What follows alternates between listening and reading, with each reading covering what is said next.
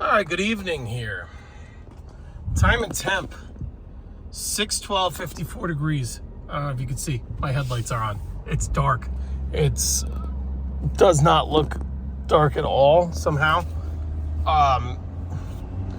But through the power of the iPhone, I guess, but I don't know if you could see my headlights illuminating the light. I don't know if you could see. If I like. I don't know. Anyway, we're going to take a look at this driveway here going up. Let's see my trailer lights on back there. This driveway going up, we're going to trim this probably, hopefully next week. He says he wants a push mow on each side. It kind of needs it on this one side. This other side's a drop and there's nothing. I have no idea I have traction with these wet leaves. There we go. We're bucking. And we're going to need to put this in 4. Oh my goodness. We just got stuck going up a hill. All right, hopefully 4-wheel drive works. Oh, beautiful. You just felt it kick in. We needed 4-wheel drive to get up this hill. My goodness, you can see 4 high. Focus, Michael. 4 high down there. All right, but we're looking to the sides of this driveway up here, I guess is what he's talking about as well, where he wants this kind of push mode brush cut on the side here. Let's take this out of 4.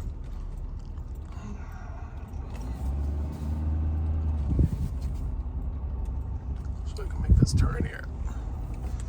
The tree came down. Can't see anything. All of a sudden it focuses, but if I just look real quick here, and then you can see it brighten. The iPhone automatically brightens it, but it's pitch black back there. All right. Anyhow, wow. A lot of. I feel like this is not out of 4.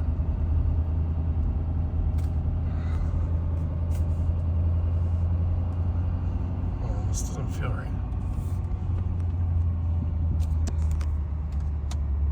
Shift to 4.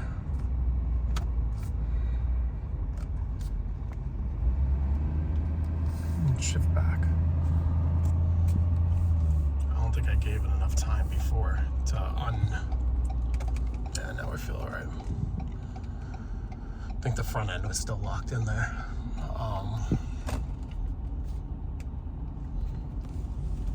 Yeah, this feels okay.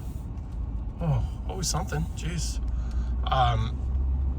Spent a long time on his driveway where I was parked. That's huge. I could turn this trailer around easily in there. He jokes, he calls it the parking lot, and it really is. It is like a small little parking lot that you could probably put, no exaggeration, at the bottom of that. Easily 40, probably 50 cars, depending upon how you park them in there. Anyhow, I'm rambling all over the place.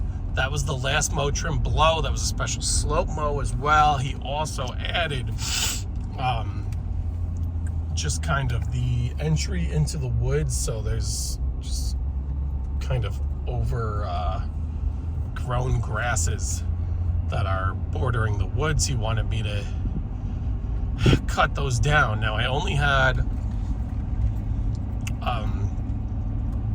my mower, my push mower, the string trimmer, the weed whacker, which is at 2620, and a blower. That was the only thing I had. The stuff was way too thick for the 2620 for most of it. So what I did was I took the push mower, the stuff that was light, what the push mower could do, I did. I gave him a price for that. I told him, look, it'd be an extra $50. For that, honestly, I should have charged a little bit more.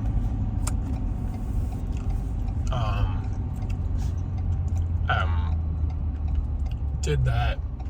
Cleared a good bit for him, for his dogs, but there is some that it's like overgrown grasses that are also like intertwined with like thorn bushes and whatever.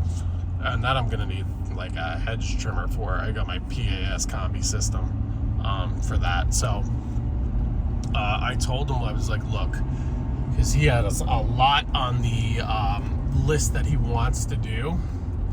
So no fall cleanup in terms of the leaves for him. We agreed on that. Kind of cool. He has garden beds that are crazy. He's got all of these miscellaneous grasses and plants and whatever that he kind of just wants hacked down. So like take a hedge trimmer for instance. He wants everything hacked down and raked out. He doesn't want it dug up. He doesn't want it necessarily pulled up. But he wants it hacked down and raked out. And it's a lot. It's a big surface area to do. He wanted me to do an hourly rate for it. That's kind of a no-no in this industry. You don't give out an hourly rate. However, it's a big scope of work, and I have no idea how long that would take me. And it's not that I'm not able to price it, which I guess is true, but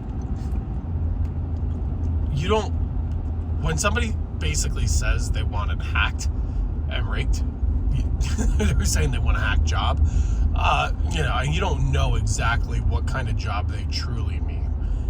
Is it raked like they want it manicured and raked, like perfectly cut, let's say 2 or 3 inches above grade, and raked out and perfectly manicured, and they're going to be annoyed if there's some straggling long pieces of grassy brush that you cut down? Or do they literally want you to trim it, rake it, throw it in the woods, call it a day? Now the woods is kind of far, so this isn't a job where I need the deer on, but I might use it just for the convenience of it. The other question is the slope, because his whole hill his whole property is one big slope.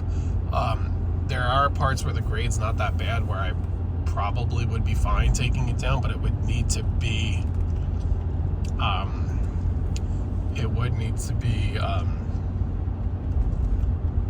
what am I saying? It would need to be when it's not wet. And then I was also just thinking, now if it's if I do this after all cleanups, I'm like, I wouldn't even mind doing this here and there in the winter. Tell them, hey, be perfect when like the ground's kind of frozen and we have a little bit of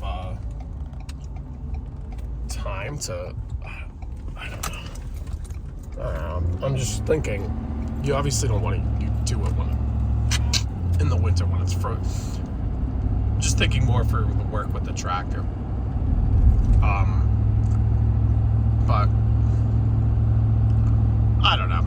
So I told him, look, I'll have to get back to him on that with my availability and whatever. I did give him a rate. Told him I'd do it for $125 an hour. Normally I'd never do that. This is kind of a special circumstance where I deem it's appropriate for both parties. I told him that that's just the rate for this, and that's not really me pricing any work with the machine. That's just kind of hack and rake. So, he kind of gave me a look like, ooh, it's a little high, but then he was like, well, maybe you could do it in a couple hours. I was like, listen, this side's going to be at least 2. This side's going to be at least 2. And I'm like, I have no idea if that's even right. I'm trying to be a little conservative with that estimate, so I don't overpromise and underdeliver. But, I just don't know at the end of the day. Anyway, so that's that. Mow trim blows are done. The areas, I only did like one little section of the stuff into the woods. I'm going to try and communicate with him during the rest of this week and next. As of now, my next week looks like next week's the last week of October. I have one property that needs to be mowed. Probably I got to follow up with a client who has a commercial property, because that property has not been touched the month of October. I want to see, I've driven by it and honestly it doesn't look bad, but I want to see if he wants one more cut for the end of the year.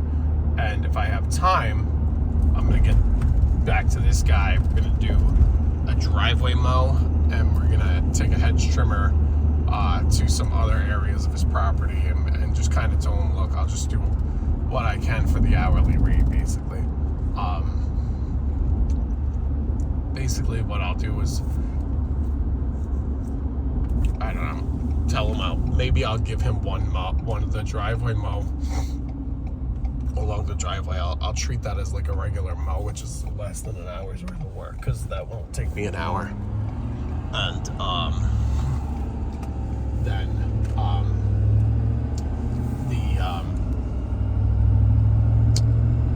the other stuff, I'll charge like an hour, so it might be like $9. Like, I'll charge him his cheaper. He has 2 rates, one with a slope. I'll charge him the cheaper rate, which is 90, I think, or 95, something like that. And then we'll do the 90, 95 plus maybe a 125, so, or maybe a half hour of work after that.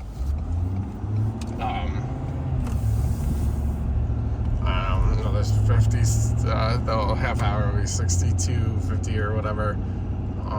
Plus, I don't know, I have to think about it. I'm pulling home now. We'll see what next week brings. We'll see what everything brings. It's dark, you can see this. Everything, all the lights are lit up. Let me back into this driveway. Everybody have a great rest of your day, a great rest of your season. Peace.